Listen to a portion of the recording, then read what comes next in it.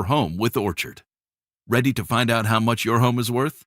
Visit Orchard.com to get your free home valuation. That's Orchard.com. Blue Sports Stable is where our community comes together with ice rinks, indoor turf, basketball courts, golf simulators, fitness center and restaurant, themed public skates, ice bumper cars, and learn-to-play classes. Join youth and adult programs that keep families active year-round. Host unforgettable birthdays, corporate events, and team-building gatherings with one-of-a-kind activities. Your neighborhood hub for play, learning, and connection. Visit BlueSportsStable.com and follow @BlueSportsStable on Instagram. Blue Sports Stable, something for everyone.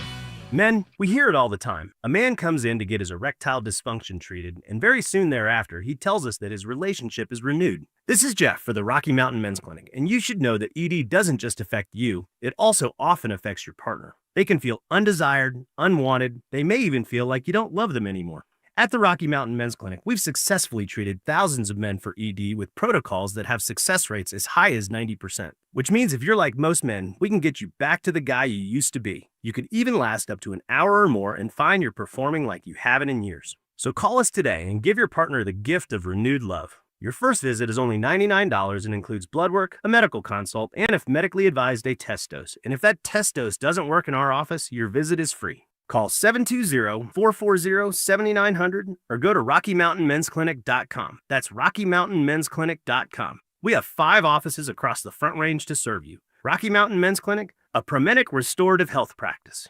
Catch Telestrator Tuesday weekly on Stokely and Evans with Mark Schlereth, where Stink or Stoke dive into the past weekend's games with a coach's eye, using insights into what went right and wrong on critical plays. Telestrator Tuesdays, powered by Colorado Credit Union. Love where you live, love where you bank.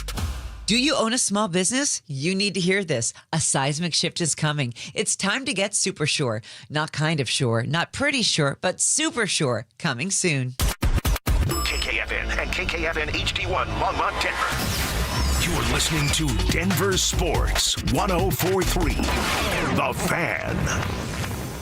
Welcome to Denver Sports Tonight, taking a look at the biggest stories in Denver sports. From your online home for the best opinions and information on the Broncos, Nuggets, Avalanche, Rockies, and more, DenverSports.com.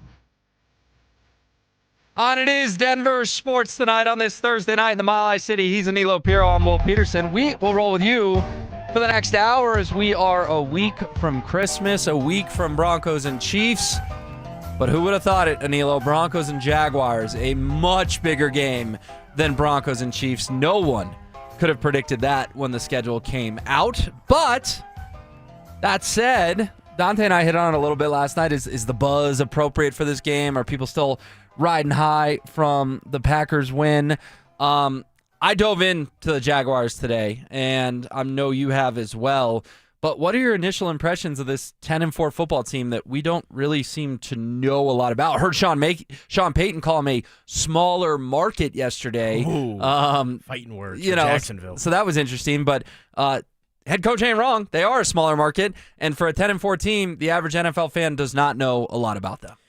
Yeah, I think kind of two schools of thought. Obviously, they're on this 5-game win streak right now, and they're putting up a lot of points, right? 35-6 over the Chargers, 27-24 over Arizona, 25-3 Tennessee, 36-19 the Colts, and then last week, 48-20 against the New York Jets. So obviously, it's a high-octane offense. I think Trevor Lawrence is playing arguably the best football of his career after a down season last year from both Trevor Lawrence and Travis Etienne. You see a bit of a resurgence from that 1-2 punch, but you know, a guy that we're familiar with here in Broncos country that I really think has made a big difference for this Jacksonville Jaguars team is Jacoby Myers. And I thought you were going to say Tim Patrick. That would have made me feel warm and fuzzy. Jacoby Myers, not as much. You know, but it's a similar dynamic like we saw with Josh Jacobs last week, right? What was the stat? 8-0 against the Broncos up until last week. The Broncos hand Josh Jacobs his first L against the Denver Broncos for his career. But, you know, doing some of the research, Jacoby Myers only has 3 touchdowns this season, but all 3 of those touchdowns have come as a member of the Jacksonville Jaguars. So that's something to read into. And, you know, some injury questions for Denver on defense, right? Looking at Brandon Jones on IR, Justin Sternat a little banged up. And then on the flip side for the offense, R.J. Harvey dealing with a little bit of a rib injury as well. So it's going to be a very compelling matchup for the Denver Broncos. Not as easy as maybe some people think it might be. Yeah, the good news, R.J. Harvey was a full participant once again today at practice. Should be good to go. But you're right. When it is the ribs, one hit could could, flare up an injury. So it's something to watch. Yeah, especially a running back. They get hit in the ribs an awful lot. So that's for sure. You mentioned Myers. He actually got paid about an hour and a half ago, signed a major extension with the Jaguars. I kind of slept on this guy when he was with the Raiders just because the Raiders were so bad. And my line, and you've heard it, was the Raiders have 2.5 scary players, Max Crosby, Brock Bowers, and perhaps Ashton Ginty once he gets going in the NFL. And I understand he got traded right before they played, but maybe years past I should have put Myers in that conversation as well, because losing Travis Hunter was a huge bummer. It was a bummer for this state. We were all excited to see Travis come home this weekend and return to Colorado, and he, of course, is out for the year, but Myers has fit in seamlessly. Brian Thomas Jr., who I know a lot of people are going to know from fantasy football last year, has been a disappointment this year, but he's still their leading receiver. A guy named Parker Washington has emerged. Brenton Strange, a tight end who's missed a chunk of time, but has played well, and we know how much the Broncos struggle with tight ends. You throw in Myers, and then, of course, ETN in the running game, and our old buddy Tim Patrick, who's caught a handful of touchdowns this year, 3 exact. So it reminds me sort of what we did when we previewed the Packers game. Like, they've got a lot of guys to throw the ball to. We were talking about Christian Watson and Golden and Dontavian Wicks and Romeo Doubs, and it feels the same way with Jacksonville, that the secondary is going to be tested, because you can't just put Surtain on one guy and say, okay, we're good. He can lock one player down, but I just rattled off 5-6 names that could beat you in this football game. No, it's an excellent point that you make there, Will, and I don't know if this is consensus, but I personally think the Houston Texans are probably the best defense in the NFL right now, and I know they lost this game to the Jacksonville Jaguars, but they hung 29 on them. And I know the Broncos defense is an upper echelon group as well. No, the Texans won that game, 36-29. Or Jacksonville lost is the point that I was trying to make. But they still got to 29 points. So that's something, if we're taking it at face value, with the Texans being one of, if not the best defense in the NFL, this was a Jacksonville offense that was still able to move the football and put up points, and that was actually Jacoby Myers' first game as a member of the Jacksonville Jaguars. So, look, this Denver defense is going to have their hands full. And you know what's actually interesting to me, Will? I'm curious to get your opinion on this. Yeah. I think the Broncos' offense has been better than the defense since that Washington game. Yeah, or starting with the Washington game. Starting with the Washington game. And you can correlate that to when J.K. Dobbins got hurt, which is kind of crazy as well, that their identity really shifted from a running team to a passing team once Dobbins got hurt. You never want to see a top 5 back, which was what Dobbins had produced, go down, but ultimately Sean had to put more faith in Bo, and Bo's been up to the task. So it sounds like, if I'm reading your mind here a little bit, you see this game potentially shootout potential on Sunday. That's kind of the vibe that I'm getting. Again, going back to the injuries that Denver is dealing with, right? We'll see a lot more P.J. Locke, who's a guy that obviously has some starting experience with the Denver Broncos, but has been much more of a special teams guy throughout the course of this season. And so I also just think, Liam Cohen, whatever he did in the offseason, the Duval, I don't know if it was that or something else.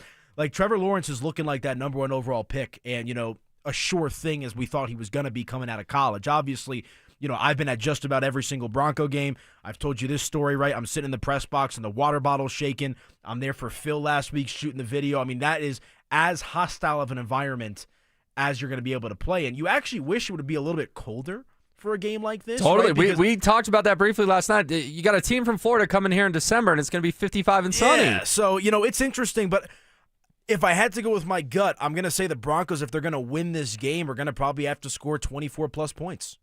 That's kind of where I'm at. I would feel similar to that, I think it could be dramatic and tight, and we'll give our predictions at the end of the show. But, yeah, I could see high 2s for both teams, somewhere in the high-scoring 20s or even the low 30s. And, we don't know a lot about Jacksonville, but guess what? They're one of 32 teams, and they're still one of, 3 teams realistically that's vying for the number 1 seed in the AFC. And if they win this game, they will be 11-4, and the Broncos will be 12-3, and they'll hold the tiebreaker. So if you're them, you're not just playing for your division, because the Texans are right on the tail, but they're doing what we're doing. They're talking about how great would it be to have the road to the Super Bowl go through our home stadium and get that first-round bye. And if they can spring the minor upset, I think the spread's about 3 points. If they can spring the minor upset on Sunday, they're very much in the mix to be the top seed in the conference. Yeah, and I heard Zach and Phil talking about this a little bit. I was also talking about it with Zach off air.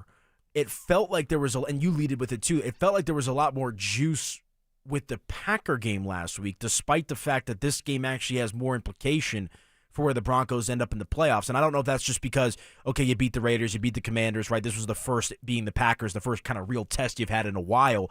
But now, talking about tests and passing grades, like if this team, the Denver Broncos, that you and I both believe can go out there and contend for a championship, they got to show some tenacity in this matchup against Jacksonville and not, have their sights set on the 1 seed and this and that. Nothing is set in stone right now. This is going to be a very tricky matchup for Denver. But you've been in the building the last couple of days, so give me the vibe, because I think it's a valid point that a lot of folks on the station are harping on. That's where Dante and I led last night, is the hype not there this week because you had such a massive win and you could finally exhale, and oh my gosh, the Super Bowl preview, the Broncos came out on top. No one's talking about them being a fraud anymore.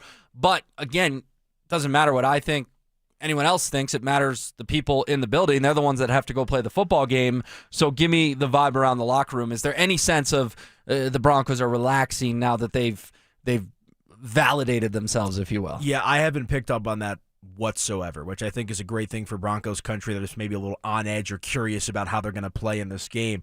I mean, our guy Andrew Mason, we tag teamed the Mike McGlinchey interview today, and Mace was firing off questions, then I followed up. It was something in the vein of, I asked Mike, I'm like, well, you kind of sound the same way every week, like not in a bad way, but next game mentality, the next game's the biggest one, this and that, and Mike gave a great answer, talking about how that's instilled from Sean Payton, how, the players understand, like himself having played in San Francisco and, and some of these other guys that have played for different teams, but also the young guys not getting too far ahead of themselves. And obviously maybe that only goes so far, but it's not like the Broncos are, on cloud 9 right now. I think they're excited, right? They're amped up, but they're not going to let the priority in front of them get away from them, if that makes sense. That's the vibe I've gotten from the locker room. So uber focused at the task at hand. The same, even after the 2 losses. Like the same vibe after the 2 losses, the same vibe after every single game in the locker room that I've been in during the course of this win streak. Yeah, no, I think that's great to hear. And you get to go down there. Mace goes down there. Cecil goes down there. So that's encouraging as a Broncos fan, that you're not walking in there going, oh, these guys are starting to read their own headlines and starting to feel themselves a little bit. The focus is on point. I think that starts with Sean. I really do. I don't think he's ever going to get a locker room that starts getting ahead of themselves because the head coach won't allow them to. Well, and I think it goes back to Sean during training camp, where he threw out that Super Bowl kind of expectation or thought, right, to the national media. And what was the kind of the big line that came out of that? You can't be afraid to talk about it. Mm-hmm. You can't be afraid to acknowledge it, but you also can't, live in that mindset of, oh, we're going to win a Super Bowl. So I think the Broncos are uber aware about where they stand, with that 1 seed, with the AFC West, and with their opportunity to go out there and chase for that Super Bowl championship. But I don't think it's gotten to their heads, which I think is a really good thing. I think that's huge. I think that's massive, especially for a young team that would have every right to be feeling themselves right now. We heard Bo Nix get asked about being an MVP candidate yesterday, and he said, well, that means we're 12-2. So he didn't take the bait at all. I love the answer from Bo. Boss in Johnstown chimes in and says, would we have to go through London? ? With a thinking face. Good text, Boss. No, the playoffs would be in Jacksonville if they somehow got the number 1 seed. They would at least host a divisional game, and if they won that, they'd host the AFC title game. I know you were being tongue-in-cheek, my friend, but no, they would play in Jacksonville. Another texter chimed in at the very end of the drive and said, please explain how a Chargers team that is 5-0 in the division could beat the Broncos on January 4th and still lose the division. I get what you're saying, but what we're talking about is if the Broncos win the next 2, the worst they could be is 14-3, and the best the Chargers could go is 13-4. So that's the difference right there. The Broncos would have the better record, therefore have the 1 seed locked up. But curious your thoughts on that sort of hypothetical we were throwing around there with Zach and Phil in terms of if they do have the 1 seed. I understand it's still a big if, but if they have the 1 seed locked up by week 18, do you rest the starters or not? The classic rest versus rust. And my retort on that was, the problem is you play Christmas night, December 25th. The divisional round is January 17th and 18th. If you rested those starters, you would have nearly a month off. I would play them at least the first half against the Chargers, and these are total first world problems. I get it, but I do think it's a topic worthy of bringing up if that number 1 seed is indeed Denver's.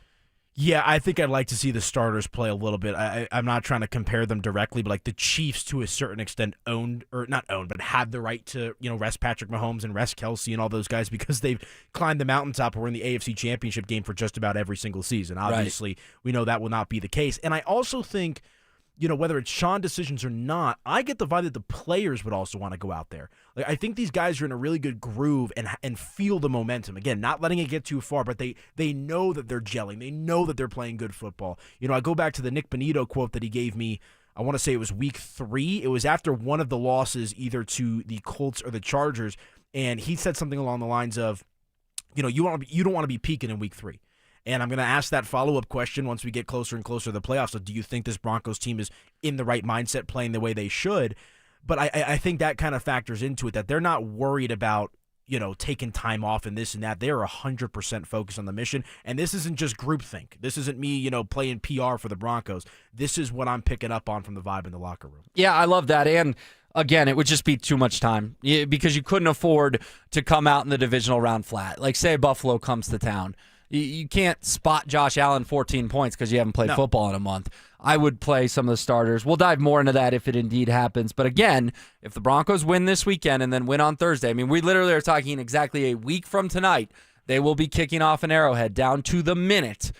They win those 2 games, they're the 1 seed. So it's coming fast and furious, my friend. A Thursday night game next week on Christmas night. All right, I love this part of the show when I hang out with you on Thursdays. We go through the schedule for the week in the NFL and talk about the games that matter the most, the games we are scoreboard watching. All NFC tonight and on Saturday. There is 2 Saturday games, by the way, so set those fantasy lineups, Philly and Washington and Green Bay and Chicago. But Sunday is when things really spice. And the first game I want to bring up to you is Buffalo and Cleveland, because Denver can clinch the 1 seed this weekend, but they need a lot of help. This is one element of that help.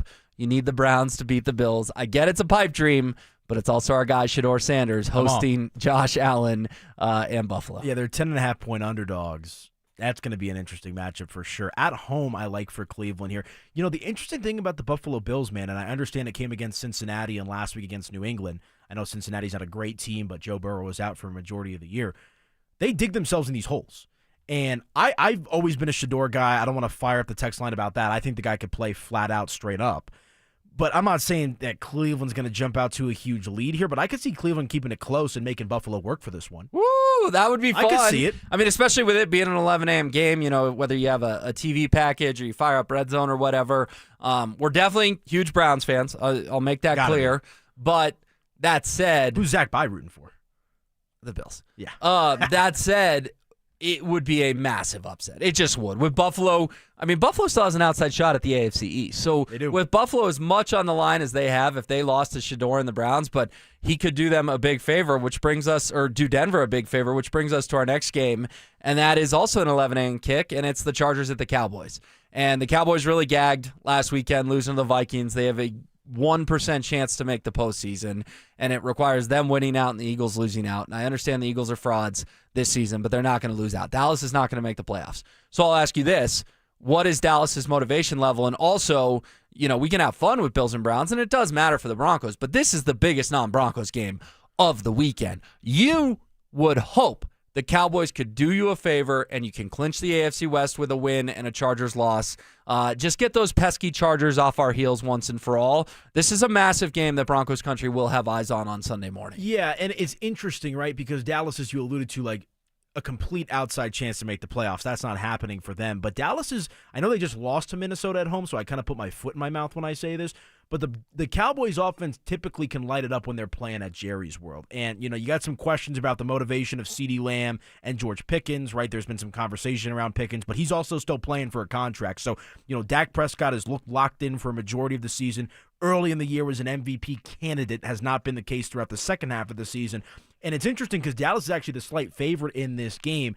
And I just think, look, the Chargers have been winning games. That game against the Eagles a couple weeks ago, obviously the Chiefs last week. Justin Herbert is still dealing with that injury. They're down a couple of starting offensive linemen in Joe Alt and Slater as well. So this Chargers team is far from healthy, and you have to wonder if Dallas has a bit of that bad taste in their mouth from just how this season has gone. Schottenheimer could be a one-and-done head coach, so maybe he tries to get his guys fired up to go out there and get the win. I think Dallas is a live team to do the Broncos a favor here this weekend against the Chargers. Well, I love it. That makes me feel better about it because my gut is the other direction, that Dallas is 1-2-3 Cancun, and they just know they're done, and the Chargers have so much to play for in terms of they could still potentially win the AFC West, and they obviously want to get that 5 seed if they don't. So I would love it, man. I hope you're right. If the Cowboys of all teams can somehow beat the Chargers on Sunday, that eases a ton of weight off Denver's shoulders. Not only are they going to win the division if that happens, but again, their path to the number 1 seed probably gets a little easier as well, because in Week 18, the Chargers may have nothing to play for. They may just be locked into the 5 seed if they can't win the AFC West. So I hope you're right, but certainly a game we'll be watching. One more in that early window I want to touch on. Doesn't have direct implications on the Broncos. In fact, it has no implications on the Broncos other than it's the Chiefs and the Titans. And I am very curious to see Gardner Minshew lead an offense plus the Chiefs' motivation.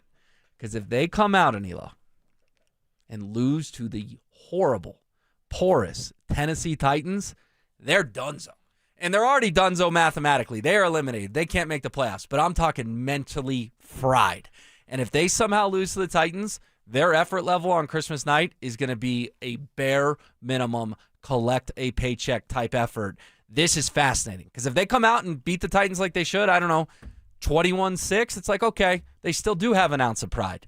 If they somehow lose this game, their pride's gone, and Christmas night could be a laugher in Denver's favor. This game will be telling for what Christmas night's going to look like. 100%. And I'll use the line that you just used to describe the Cowboys. I think the Chiefs, more so than Dallas, are in 1-2-3 Cancun mode. I just think losing Patrick Mahomes, the heart and soul of your team. I know they still have Travis Kelce, but what's his mindset going through right now? He's probably trying to figure out if he's going to play next year or not.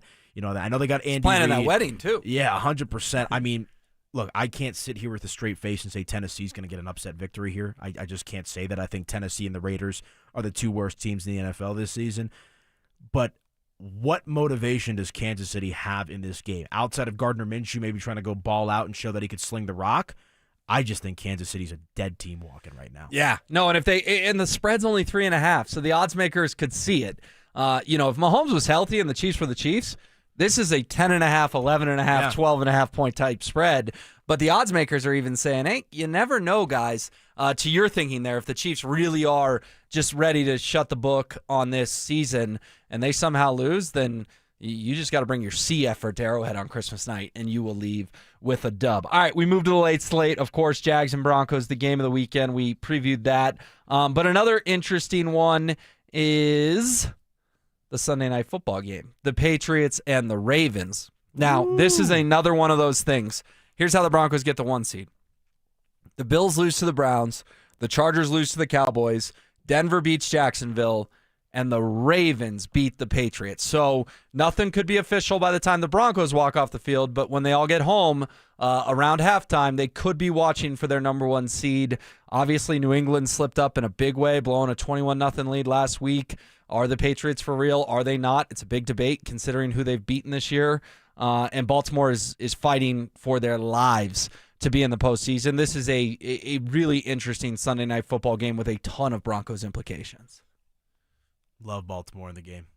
I do. And like that, I'm not trying to tear down what New England has done, right? I think Drake May has been dynamite this season, but they've also played absolutely nobody.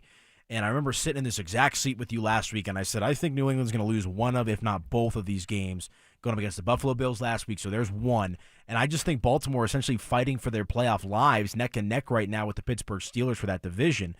I'm expecting this Baltimore Ravens to give it their best punch. And like I said, I think New England's building for another season. I think this year's been fun for them. I'm not trying to rule them out. Would it surprise me if New England won this game? No, absolutely not. They're a very good football team. They're a well-coached football team. But I just think this is the game that Baltimore has to kind of, flip the switch on. I was talking about this with Zach By. There's a mutual podcast that both he and I listen to. Lamar Jackson in his career in weeks 16, 17, and 18, undefeated, has not lost in those 3 weeks over the course of his entire career. I don't think that changes in this game. Interesting. Well, we know about Lamar's playoff struggles, so Yes. he clearly has an ability to turn it on at the very end of the regular season. Good stat by you. I was not aware of that. And then for whatever reason, he hasn't been able to carry it over to the postseason. But yeah, I mean, I'm a big Ravens fan in this game. I don't think I'm as confident as you are that they're going to win. But that obviously doesn't change who I am rooting for. I will be cheering for the Ravens to knock off the Patriots, and just the closer the Broncos can get to that number 1 seed, the better it is, and Baltimore beating New England would help in that process. Jeremy chimes in and says, guys, if Denver clinches the AFC West this week, regardless, Kansas City may pack it in because they can't even be the spoiler on Christmas night. Yeah, good text from Jeremy there. Could the Chiefs rah-rah themselves up and say, well, we could cost Denver the division if we win on Christmas? Yeah, they could, for sure. But if the Broncos can wrap it up by beating Jacksonville and Dallas beating the Chargers, then Jeremy points out the Chiefs can't even really pull the spoiler card. Right. I mean, I guess for the 1 seed, but there's just not a lot for them to spoil. Man, think about how many Kansas City fans have had tickets to this game for months and months and months, planning their Christmas around it. It is a night game, but they do tailgate all day out there. I just don't even think Arrowhead's going to be a real intimidating atmosphere that night. I don't think Chiefs fans are really going to get up for this game, especially if it's freezing cold, which it likely will be. Yeah, I think the Chiefs fatigue is real, likely even in that city, right? Obviously, the Chief fan wants to be, in the playoffs and contending for a championship, but with as dominant as a run as the Kansas City Chiefs have gone on this last half decade plus or so, right? You'd have to imagine that what we just talked about with the 1-2-3 Cancun possible dynamic with Kansas City also kind of applies to the fan base, right? Yeah. Like, you're not playing for anything. Sure, you could play spoiler to Denver, but you've absolutely dismantled the Denver Broncos for that half decade plus. So, does it really mean that much? I know it does, right? But it's going to be interesting to see how that plays out. And also, the crazy part to me, Will, is how much the conversation around the Broncos has shifted over the last month or so, right? I remember doing a show with you about, do you root for the Colts or do you root for the Chiefs? Yeah, that was a big talking point. Yep. And then it's looking up to New England. And now it's you actually have to worry more about the Chargers and the Jaguars this week as the real threats to the Broncos in the 1 seed. So pedal to the metal. It's going to be fascinating football this weekend. And also to kind of bring back the point that you made, I actually think the Broncos are in the position where they can't lose. Now, if they do lose this game to Jacksonville, it puts a lot more pressure on them. But the column you wrote for DenverSports.com, I believe that was last week, they're now in a position where they can drop a game and still be in decent place for that 1 seed. Obviously, none of us that wants that to happen, but you do wonder if they drop a game, does that actually make them better for going into the playoffs? Yeah, no, it's a fair question. The only counterpoint I'd have is all of a sudden Week 18 could be for the division. True. If you do drop a game. Now, you would still control your own destiny, but the Chargers would control their own destiny. Whoever won that football game would be AFC West champs. So, go Dallas. Yeah, go Dallas. Exactly. And then, you know what? If Dallas wins and Baltimore wins, then it really doesn't matter if you lose to Jacksonville, as long as you take care of business down the stretch. And the Jags, do I believe in them? No. I told Dante last night, I don't really think they passed the confetti test. I can't see them hoisting Lombardi. So even if they beat the Broncos this weekend, I don't think they're going to win out. I don't think Denver would lose again and give up the 1 seed. And then worst case in the world, you're the 2 seed, they're the 1 seed. And if you had to go to Duval for an AFC title game, that's certainly not as intimidating as going to a Foxborough or an Arrowhead or something like that. There would be plenty of orange in the stands. I can promise you that fact. All right, our guy Jake Shapiro will be at Nuggets and Magic tonight. We've got some injury news that has just dropped about Payton Watson. He will fill us in on the other side. Still don't believe in the Denver Broncos? Mike Evans has a message for you. If you're a Bo Cynic or if you're a Sean Cynic, get on board. Get on board the train because it's leaving. We're not even through year 2. Buckle up because this is going to be fun. Denver Sports 104.3. The Fan. Join Denver Sports 104.3 The Fan and White Claw at Mile High Station on Sunday, December 21st from noon to 2:05 p.m. for the Fan Football Pregame Show. Get your head in the game with orange and blue face painting and White Claw. White Claw, grab life by the claw. At Postman Law, we're not your typical injury firm. Our lawyers have won at the U.S. Supreme Court, gone head-to-head with giants like Uber and Amazon, and recovered billions for clients. When you've been injured, having a right lawyer matters. PostmanLaw.com. Others promise. Postman delivers. Call 844-POSTMAN. Attorney advertising. Life happens, and then debt happens. Your laptop dies when you need it most. A hospital bill hurts more than an injury. Enter End Credit Union. with a free debt consultation and a plan built just for you. Ent is here to help you break the debt cycle and get your finances on track. Debt happens. Ent helps. Schedule your free consultation at ent.com/coaching. Standard account and credit qualifications apply. The cold weather will be back. Brandon Stokely here from my team, ROX Rocks Heating and Air. Has another company told you that you need a new furnace? Time to throw in the challenge flag. Rocks Heating and Air offers no obligation, free second opinions. And don't forget about heat pump rebates. They've never been better. Up to $13,500 only at ROX Rocks Heating and Air. Now play that Jeep. HVAC service, installation, repair, ROX Rocks Heating and Air. Hey Broncos country, it's Terrell Davis here. You know, in the game of life, our most valuable asset is our health. At Fitness Gallery, we have deals everywhere, up to 50% off. Visit one of Fitness Gallery's 7 convenient locations from Colorado Springs to Fort Collins. We have you covered. Denver men's and women's basketball is on the rise, and we need to create a home court advantage this season. Experience more than just a game. Experience team interactions, discounted hoop rates, concession packages, giveaways, and more all season long with Denver Division I basketball. Learn more at denverpioneers.com. We can create a package just for you with DU Hoops. Want to look 10 years younger and lose 20, 30, 40, 50 pounds before spring? Then it's time for Soda Weight Loss. Soda Weight Loss works without drugs or crazy side effects. In fact, our disclaimer would sound like this. Side effects of Soda Weight Loss may include looking better than you did in high school. With Soda Weight Loss, you get round-the-clock access to your own personal nutritionist. And right now, when you join Soda Weight Loss, your partner joins for free. Visit sodaweightloss.com. That's SOTA weightloss.com. Men, it's the holidays, the season of all kinds of hustle and bustle. But if your energy is down, if you aren't sleeping well, if your sex drive is MIA, and you just don't feel like the guy you once were, maybe it's tough to get excited for all the holiday cheer. This is Jeff for the Rocky Mountain Men's Clinic, and if this sounds like you may have low testosterone. And if so, this is the season for you to get treated. At the Rocky Mountain Men's Clinic, we're experts in treating low T. If you're like most guys, you'll feel the change in just a few weeks. And truly, the results can be life-changing.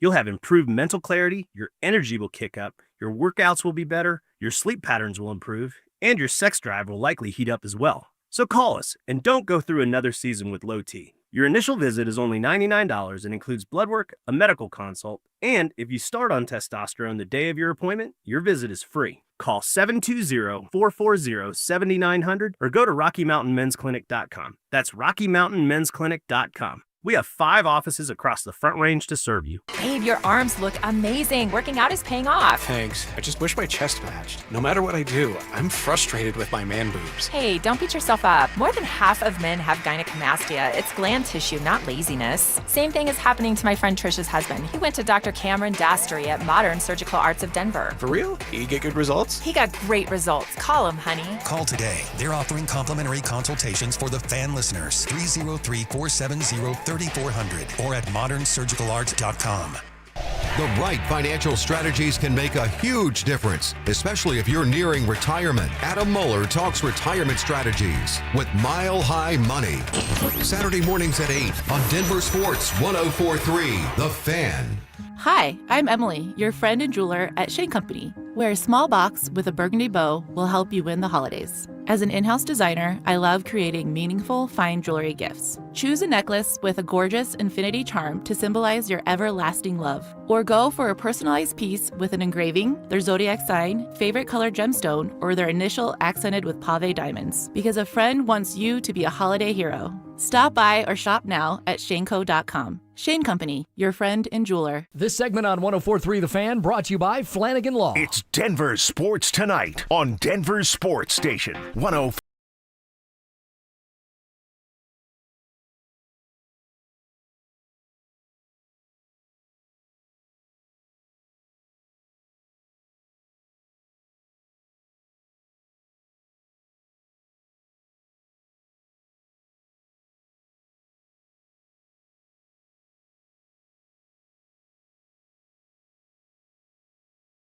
Much basketball recently. Do you have the same vibe that they're ready to get back into the thick of things here? Yeah, this is one of the quirks of NBA Cup, Will, is this week and the week before is opened up on the schedule because every team could be going any which way because of the Cup. But now you're starting to see a complete cluster of games that starts really tonight. You've got Saturday, and then you got Monday, and it just keeps rolling about every other day through mid-January. The Nuggets are going to be playing basketball. So they start this stretch without Payton Watson tonight, without Christian Braun and Aaron Gordon. As we know, Julian Strawther might give it a go. So it's a tough situation, but as you said, Orlando's a really good basketball team, but they themselves are going to be out Jalen Suggs, their starting point guard, Franz Wagner, one of their superstars, and Tristan Da Silva, a buff we all love. Well, and Jake, I'm glad you brought up Payton Watson because that news did just come out in the last, half hour or so. He is officially out tonight with, I believe, a trunk contusion. Fill us in on what the heck that is and what you know on Payton Watson, because obviously no AG, no CB. This is another key player for the Nuggets that's going down, at least temporarily. Well, it's like if you fall really hard on your caboose, Will. It's a different way to say booty or tushy. We all have different ways of saying it.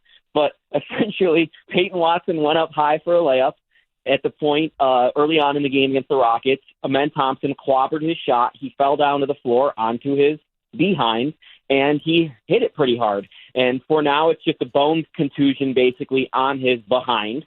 And it's a pain tolerance thing. It shouldn't be a long-term issue, but obviously he's still dealing with the soreness because all of us know if you bump yourself pretty hard, it's sore for a couple days. And, the butt of an NBA player gets quite active throughout the course of a game, obviously. He needs to jump. He needs to do all these different things. So I'm not surprised Payton's not playing tonight, but hopeful that we'll get to see some Julian Strawther, who was active for the game Monday but didn't play, and he's been out for quite a while because he's had a low back issue.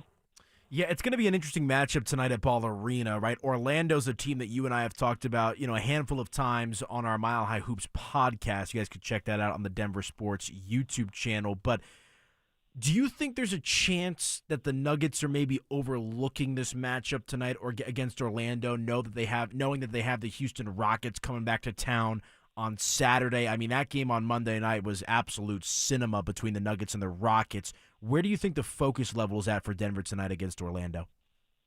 Yeah, I would say that they need to maintain focus. They're pretty good about keeping level-headed, especially when there's only 2 days rest between games. Normally the letdown games happen after a lot of rest. We saw earlier this season that game against the Spurs without Wemby. They have one of those letdown games.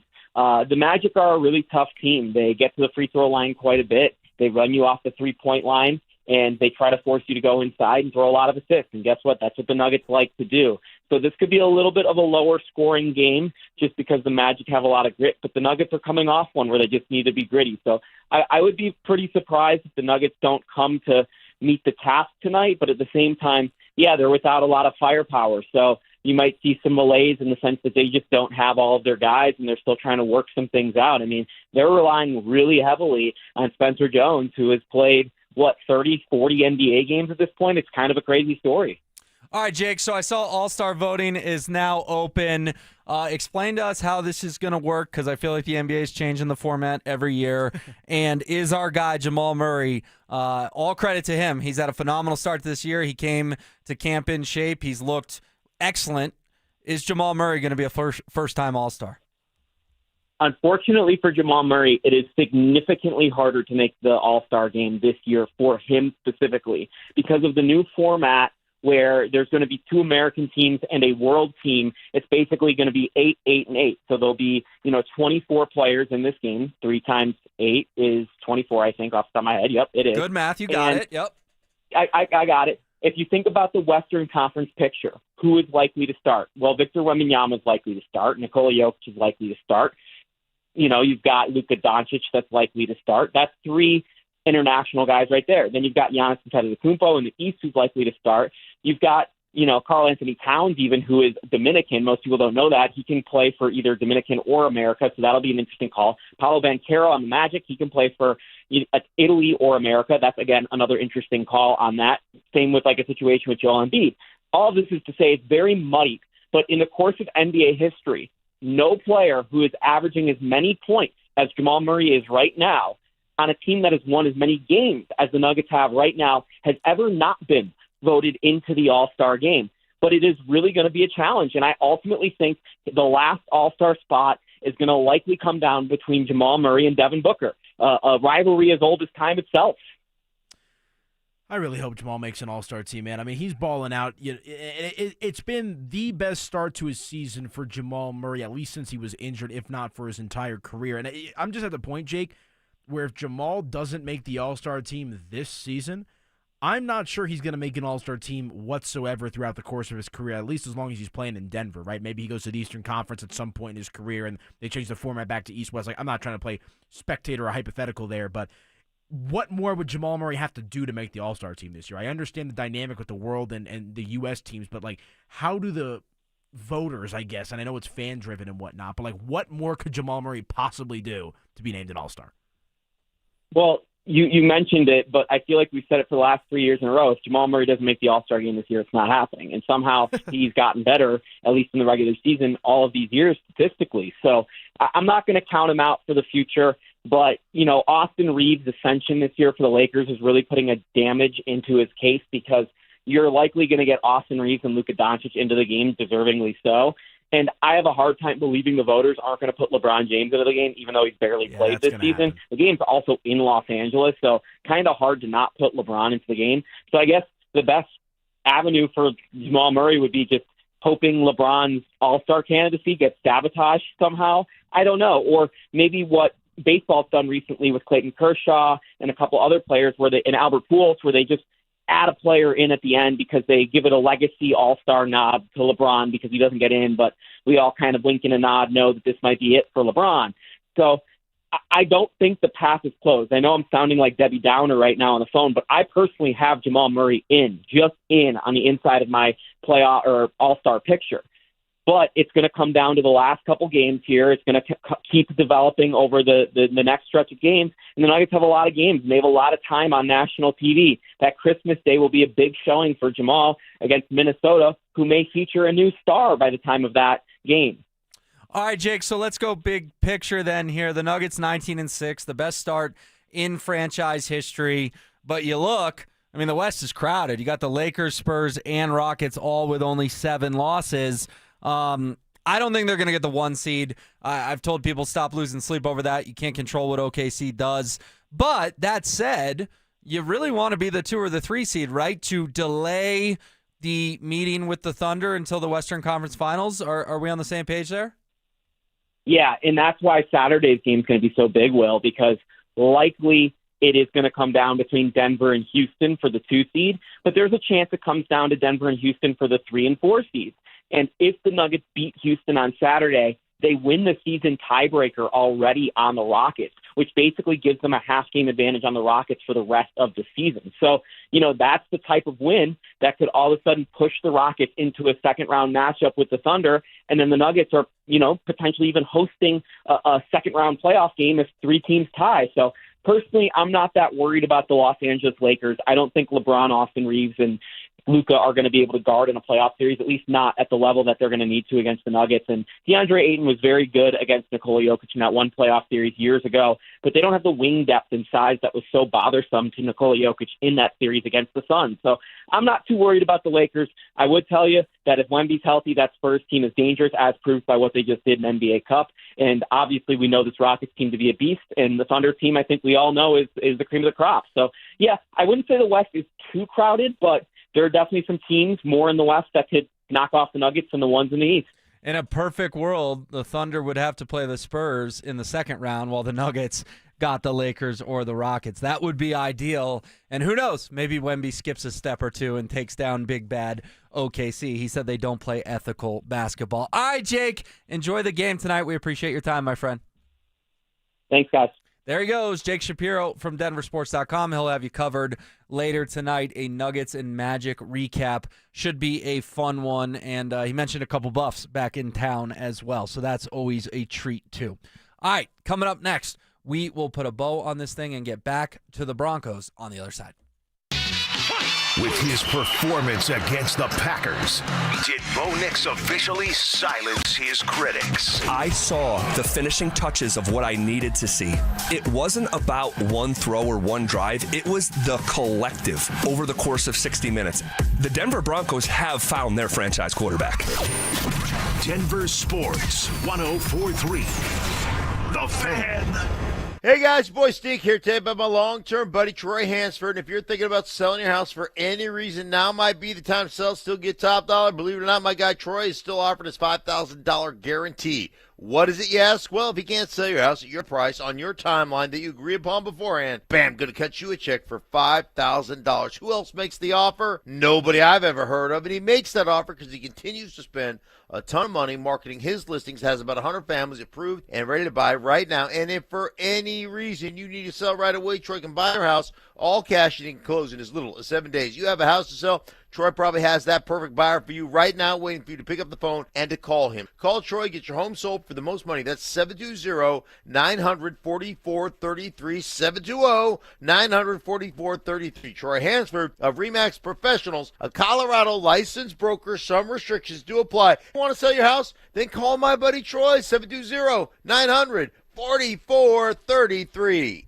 $5,000. That's the average amount of money people in the U.S. are now spending on gas in a year. $5,000. That's crazy. If you drive, you have to download Upside, the free app that gives you cash back every time you get gas. That's right. You can earn real cash back with Upside just by buying the gas you're already buying. You can literally start earning cash back today. I use Upside every time I fill up, and I've already made around $300. You're putting gas in your car anyway. Why not get real cash back? If you like free money, download Upside. I'm saving the cash I earn from using Upside to help pay for a vacation later this year. Download the free Upside app now to earn cash back every time you buy gas. Use promo code BOOST25 to get an extra 25 cents per gallon on your first tank. You can cash out anytime right to your bank, PayPal, or a gift card for Amazon and other brands. Just download the free Upside app and use promo code BOOST25 for a 25 cents per gallon bonus on your first tank. That's code BOOST25 for a 25 cents per gallon bonus. Dan Jacobs for 303 Law 4040, and I'm here with that beautiful voice you hear on the other end of the phone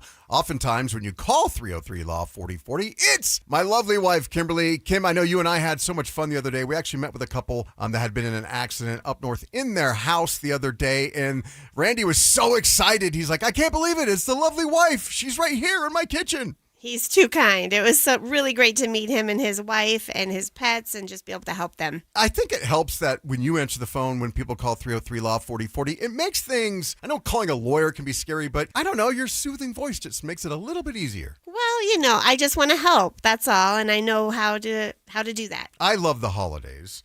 I always like to wish our listeners happy holidays. Would you like to do so as well? Absolutely. Merry Christmas, everyone. I hope you have a wonderful new year. And I hope you never need us, but just in case, save that number in your phone. You never know when you're going to need it. It's 303 Law 4040.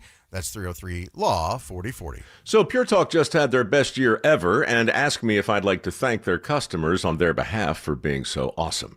I said sure. It's important to say thanks, especially this time of year, which is why, as one of their many satisfied customers, I should probably thank Pure Talk first for keeping their customer service in this country and for providing hundreds of American jobs. I appreciate that.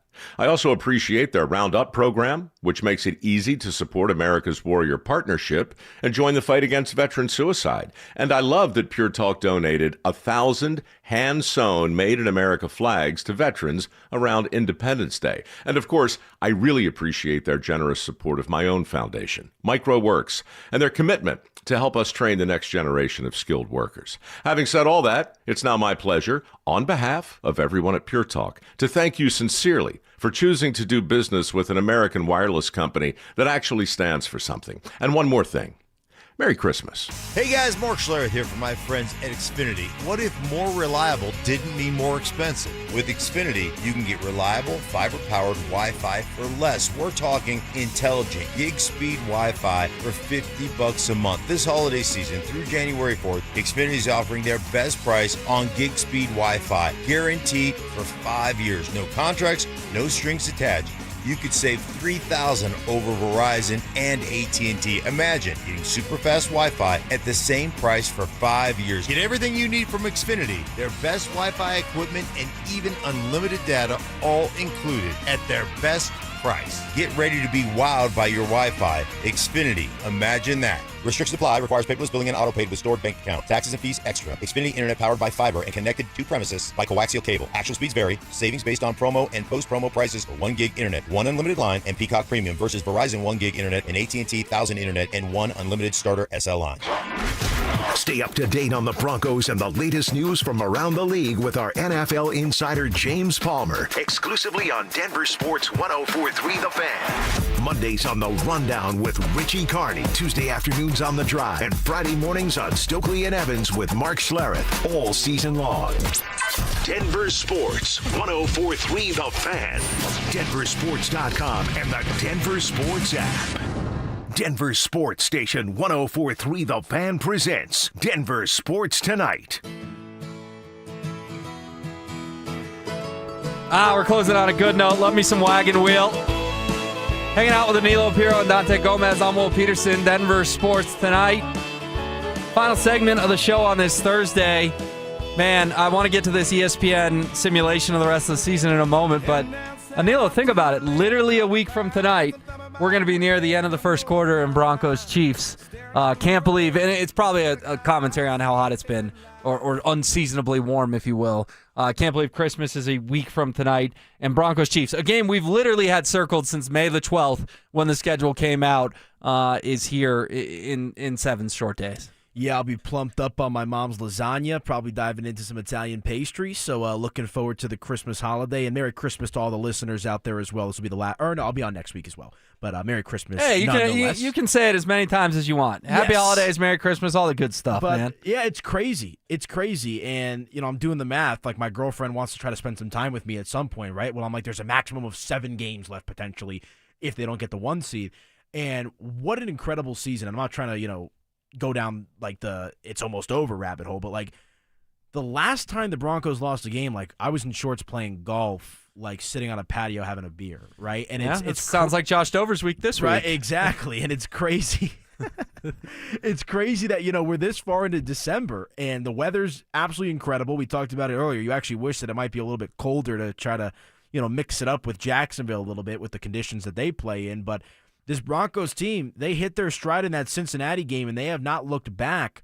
And I'm just fascinated to see how this postseason ends up shaking out, where the Broncos are, 1 seed, AFC West, all that kind of stuff. And Will, I don't know about you, I listen to a ton of national sports talk as well, just because I like to get outside opinion, not ESPN, but sports talk radio, Sirius XM, some other stuff. And they're still, that being the Broncos, not getting the respect that I feel like they're deserved. I was on a national program on Tuesday night, and everybody's like wondering when the bottom is going to fall out with this Broncos team. I was much more skeptical than just about everybody on this station about the Broncos entering into this season, but they proved me wrong time and time and time again. And I think this game against Jacksonville, but of course next week against Kansas City, we're going to get to this home stretch of the season and find out what this team is made of. And you mentioned kind of where this journey will end. We're all hoping 2 months or a little less than 2 months from today. It is a parade. And if the Broncos can get the 1 seed, they would be 2 wins away from playing in Super Bowl 60 and 3 from throwing us that parade. And ESPN came out with a simulation today for the rest of the regular season. They have the Broncos winning out this simulation. Okay. And I know we live in a simulated type world and AI and all that. Algorithms and data. I kind of like simulations, I'm not going to lie. Like, I do think that you can do these things data-driven. And they have Denver beating the Jacksonville Jaguars, beating the Kansas City Chiefs, and beating the LA Chargers, and finishing 15-2 and capturing that number 1 seed in the AFC, going into the postseason on a 14-game winning streak. 15-2. I picked 13-4, and people laughed at me. I thought you were kind of crazy. Yeah. I can't lie. I was like, wow, okay, we feel real good about this Broncos team. And I thought they were going to make the playoffs. I think they'd have double-digit wins, all that kind of stuff. I thought 13-4 was like the ceiling for this Broncos team. The fact that they have a realistic chance to go 15-2 is absolutely unbelievable. And I'll take it a step further. You talk about the simulations and the data and the analytics. I subscribe to those thoughts a little bit as well. Who's beating this team at home right now, though, Will? And I know the playoffs are a different animal. I'm talking regular season in the micro. Jacksonville, obviously a big test. Chargers might mean a lot, might not mean anything, depending on how these next couple of games shake out. But take the analytics, take the data, take the simulations, and throw it out the window. If I'm just talking football and energy and vibe, having been at just about every Broncos game this year, they are such a tough team to beat. And I go back to what Sean Payton said last week in his press conference, and you sensed it a little bit in that game against Green Bay. Not only are the fans going crazy when they get to the line of scrimmage, the opposing team's offense, it's also when they're in the huddle. And when they're in the huddle and they can't communicate and that stadium's shaking and the fans are breathing on top of you, that feeds into this win streak. That feeds into the belief of championship. That feeds into going out there and capturing the 1 seed. Sure. And I just think if they're able to check those boxes and do get that 1 seed, man, anything can happen in the playoffs. Josh Allen can waltz in here. We know Houston's defense. We'll see what shakes out.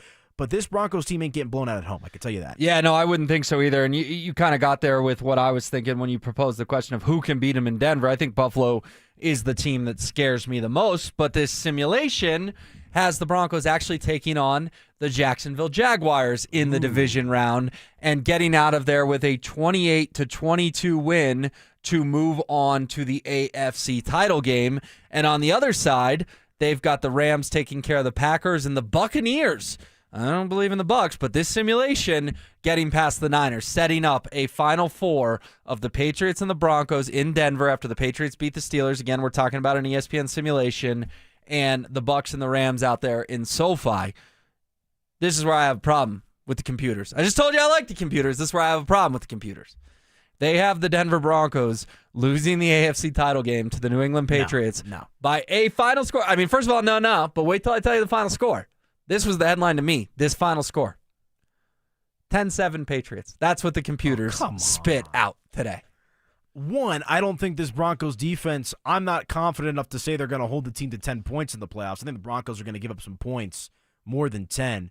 I'm also just not buying what the Patriots are selling, and I'll go back to the point that I made earlier in the show. It's not just about the cakewalk schedule. It also factors into it's a young team that's still kind of finding its identity. And I understand that New England has cleaned up what they have a 10-11 game win streak as well.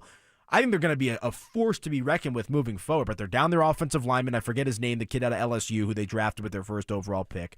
Will Campbell, I believe his name is. Will Campbell, yeah. Dante's shaking his head back there, made me think I got it wrong. But, you know, I'm much more fearful of the Buffalo Bills and that of the Houston Texans. So, wait, real quick, going back to that simulation, they had the Steelers going far in this, too? They had the Steelers losing to the Patriots in the divisional round, I don't think upsetting the Bills. I don't think the Steelers are winning a playoff game. No, I don't either. But I just can't get over 10-7. Bo Nix in this offense is not scoring 7 points in an AFC title game. I could see 17-10. Like, I could see it being a lower scoring game. 10-7, get out of here. Unless it's a blizzard. And then the simulation had the Rams and the Patriots in the Super Bowl, with the Rams winning 30-24. The Rams as world champions. The good news, this is a simulation. Ain't real life. Go play the games. Go play the games. Broncos can put a huge dent in everyone else's hopes for the 1 seed with a win this weekend, and we laid it out for you. They actually could have it wrapped up by the time we go to bed Sunday night. All right, it was a blast. It flew by. For Dante and Danilo, I'm Will. It's DST on the Fan. Are the Denver Broncos looking down at the rest of the NFL? This is the best team in football. There is no question. These guys are playing at an incredibly high level, and they are peaking at the right time. You're the best around. Nothing's gonna